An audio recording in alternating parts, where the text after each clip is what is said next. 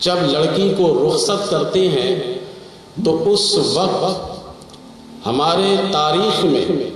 اس سلسلے میں جو واقعات ملتے ہیں ان میں سے ایک واقعہ کی فرمائش کی گئی ہے کہ اسے بھی اب بیان کر دیجیے گا، تو انشاءاللہ وقت مناسب میں اسے بھی بیان کر دوں گا انشاءاللہ۔ نکاح کی سماجی اور مذہبی حیثیت کیا ہے؟ قرآن پاک سے پہلے میں ثابت کروں گا، کیونکہ قرآن پاک اللہ تبارک و تعالیٰ کی ایک ایسی لاریب کتاب ہے کہ جتنے بھی فرقے نکلے اور آئندہ نکلیں گے ان سب کا ایمان قرآن پاک پر بڑا پختہ ہے۔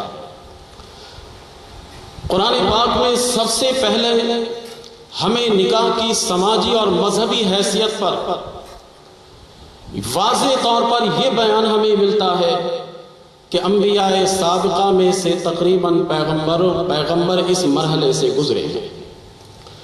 اور انبیاء کرام علیہم السلام کا اس مرحلے سے گزرنا اس کی کتنی مذہبی حیثیت ہے یہ خود آپ سمجھ سکتے ہیں، سماجی حیثیت اس کی کیا ہے یہ خود آپ سمجھ سکتے ہیں۔ نبی کریم علیہ السلام نے جب شادی کی تو مکہ کی سرزمین پر رہنے والے کفار کہنے لگے اگر یہ پیغمبر ہوتے تو نکاح نہ کرتے، ان کا نکاح کرنا اس بات کی دلیل ہے کہ یہ پیغمبر نہیں ہے۔ اس پر اللہ تبارک و تعالی نے قرآن پاک کی یہ آیت نازل فرمائی کہ اے میرے محبوب آپ ان سے پوچھئے اگر انبیاء سابقہ کے حالات انہیں معلوم ہیں، ان کے زمانے کے بارے میں ان کے پاس کوئی علم ہے، اگر ان کے پاس کوئی تاریخی حقائق ہے تو آپ ان سے پوچھئے کہ سارے انبیاء کرام علیہم السلام اس مرحلے سے گزرے ہیں یا نہیں گزرے۔ اللہ نے قرآن پاک کی آیت نازل کی وَلَقَدْ أَرْسَلْنَا رُسُلًا مِّن قَبْلِكَ، اے محبوب ہم نے آپ سے پہلے جتنے رسول بھیجے وَجَعَلْنَا لَهُمْ أَزْوَاجًا وَذُرِّيَّةً، ہم نے ان کے لیے بیویاں بھی بنائی اور ان کے لیے اولاد بھی بنائی۔ دیکھیے قرآن پاک یہ واضح طور پر بتا رہا ہے کہ نکاح کی سماجی حیثیت کیا ہے اور اس کی مذہبی حیثیت کیا ہے۔ انبیاء کرام علیہم السلام جب اس مرحلے سے گزرے تو یہ اس کی مذہبی حیثیت بن گئی، اور بنی نوع انسان میں سے غیر انبیاء بھی اسی مرحلے سے جب گزرتے رہے تو یہ اس کی سماجی حیثیت بن گئی۔ تو سماجی حیثیت بھی اس کی ہے اور مذہبی حیثیت بھی اس کی ہے۔ انبیاء کرام علیہم السلام میں سے ہر ایک نے اپنے آپ کو اس مرحلے سے گزارا ہے، اسی وجہ سے عرف میں کہا جاتا ہے کہ نکاح سنت ہے، نبی کریم علیہ السلام کا طریقہ ہے۔ نبی کریم علیہ السلام کے طریقے پر جب بندہ چلتا ہے تو یہی کہا جاتا ہے کہ یہ سنت طریقہ ہے۔ تو سب سے پہلی حیثیت اور اہمیت ہمارے سامنے قرآن پاک کی روح سے یہ آ گئی کہ انبیاء کرام علیہم السلام کا یہ طریقہ رہا ہے کہ انہوں نے اس مرحلے سے اپنے آپ کو گزارا ہے۔ دوسری حیثیت اور اہمیت یہ ہے کہ نکاح بقائے انسان، نسل انسانی کی بقا، ترقی اور مدنی زندگی کے استحکام کے لیے ضروری ہے کہ نسل انسانی کی بقا اسی میں اللہ تبارک و تعالیٰ نے رکھی، کہ ترقی بھی اسی میں اللہ تبارک و تعالیٰ نے رکھی، مدنی زندگی کے استحکام کو بھی اللہ تبارک و تعالیٰ نے اسی میں رکھا کہ دیکھیں استحکام، اگر انسان معاشرے کے اندر استحکام چاہتا ہو، معاشرے کے اندر مضبوطی چاہتا ہو تو پھر اس کے لیے اس مرحلے سے گزرنا ضروری ہے، کیونکہ نکاح کے ذریعے سے ایک خاندان والے دوسرے خاندان والے سے جب جڑتے ہیں تو باقاعدہ رشتہ داری قائم ہو جاتی ہے۔ یہ مدنی استحکام ہے اور یہ ترقی ہے رشتہ داری میں، اور جب یہ رشتہ داری قائم ہو جاتی ہے تو پھر ایسی صورت میں پہلے یہ لڑکا جس کی شادی نہیں ہوئی تھی اب یہ اس لڑکی کے ماموں کو یہ خود بھی ماموں کہنے لگتا ہے، اس کے چاچا کو یہ خود بھی چاچا کہنے لگتا ہے، اس کے والد کو یہ خود بھی والد کہنے لگتا ہے۔ تو دیکھیے رشتہ داری کا دائرہ اب وسیع ہوتا چلا جا رہا ہے۔ مدنی زندگی میں استحکام اس طرح سے پیدا ہوگا کہ جب یہ ازدواجی رشتے سے جڑ جاتا ہے، نکاح کے مرحلے سے اپنے آپ کو جب گزار لیتا ہے تو اس کا خاندان جب بڑا ہوا تو معاشرے میں ایک دوسرے سے محبت بڑھتی ہے، محبت اور چاہت بڑھتی چلی جاتی ہے۔ اس وجہ سے ایک علاقے سے جب شادی کر کے لاتا ہے لڑکا تو اس علاقے کے تقریباً لوگ کہتے ہیں کہ یہ ہمارے محلے کا داماد ہے۔ اب محلے والے نے اپنا داماد کہہ دیا، حالانکہ خاص اس کے گھر کا یہ داماد نہیں ہے، لیکن اس کے باوجود یہ اس لیے کہہ رہے کہ یہ مدنی زندگی میں استحکام ہے کہ اب پیار اور محبت بڑھے گی،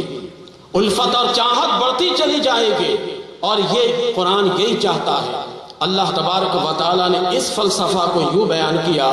یا ایھا الناس اتقوا ربکم الذی خلقکم من نفس واحدہ، اے لوگو اس اللہ سے ڈرو جس اللہ نے تمہیں ایک نفس سے پیدا کیا، وخلق منہا زوجہا، پھر اسی نفس سے اس کے جوڑے کو پیدا کیا، وبث فیہا، اس کے بعد وبث منہما رجالا کثیرا ونساء، پھر انہی دونوں جوڑے سے اللہ تبارک و تعالیٰ نے کثیر تعداد میں مردوں کو بڑھایا اور کثیر تعداد میں عورتوں کو بڑھا دیا۔ دیکھیے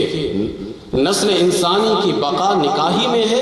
اللہ کا قرآن یہی کہہ رہا ہے، وَبَثَّ مِنْهُمَا رِجَالًا كَثِيرًا وَنِسَاءً، کہ اللہ تبارک و تعالیٰ نے اسی جوڑے کے ذریعے سے اللہ تعالیٰ نے بہت سارے انسان پیدا کیے،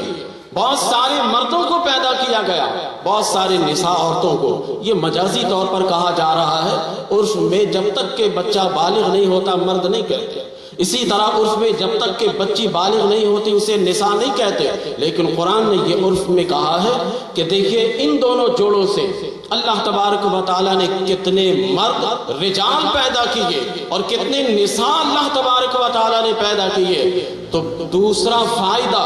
اور دوسری اہمیت نکاح کے بارے میں ہمارے سامنے یہ آ گئی کہ نسل انسانی کی بقا اگر انسان چاہتا ہوگا تو اس نکاح کے مرحلے سے گزارنا پڑے گا، اپنے آپ کو بھی گزارے، اپنی اولاد کو بھی گزارے۔ تو یہ دوسری اہمیت اور دوسرے فائدے ہمیں قرآن پاک سے یہ مل رہے ہیں۔ تیسرا فائدہ میں مختصر بتاتا جاؤں گا، تیسرا فائدہ ہمیں یہ مل رہا ہے، قرآن پاک کا جب مطالعہ کیجئے گا تو قرآن پاک نے یہ کہا ہے کہ مرد کے لیے اس کی بیوی نعمت ہے اور اس کی بیوی کے لیے شوہر نعمت ہے۔ یہ دونوں کو آپس میں ملا کر کہا گیا کہ یہ دونوں اللہ تبارک و تعالیٰ کی نعمتوں میں سے ایک نعمت ہے۔ بلکہ قرآن پاک نے آیات کا لفظ استعمال کیا اور آیت کے معنی ہے نشانی، یعنی دونوں کو اللہ تبارک و تعالیٰ نے نشانی قرار دیا ہے۔ تو یہ کہہ لیجئے آپ کہ یہ نکاح کرنا، نکاح کے مرحلے سے اپنے آپ کو گزارنا، یہ اللہ تبارک و تعالیٰ کی نعمتوں میں سے ایک نعمت ہے، اور اس نعمت کو جب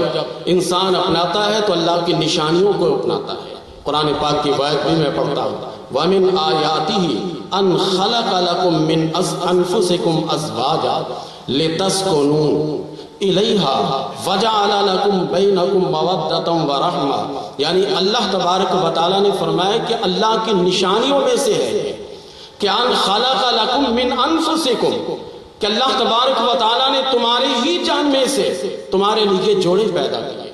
وَجَعَلَ بَيْنَكُم مَّوَدَّةً وَرَحْمَةً، اور اللہ تعالیٰ نے دونوں کے درمیان محبت ڈالی اور دونوں کے درمیان الفت ڈال دی۔ میاں بیوی کے درمیان جو اللہ تبارک و تعالیٰ محبت ڈالتا ہے، جو الفت ڈالتا ہے، وہ ہمارے اور آپ کے سامنے یہ بیان کر کے اللہ تبارک و تعالیٰ فرماتا ہے إِنَّ فِي ذَلِكَ لَآيَاتٍ لِقَوْمٍ يَتَفَكَّرُونَ۔ یہ نکاح کا مرحلہ، یہ شادی بیاہ کا مرحلہ جب یہ گزارتے ہیں دونوں کے دل میں اللہ تعالیٰ محبت ڈالتا ہے تو دیکھو یہ اللہ کی نشانی ہے۔ ان فی ذالک لآیات لقوم یتفکرون، یہ اللہ کی نشانیاں ہیں ایسی قوم کے لیے جو غور و فکر کرتی ہو۔ تو غور و فکر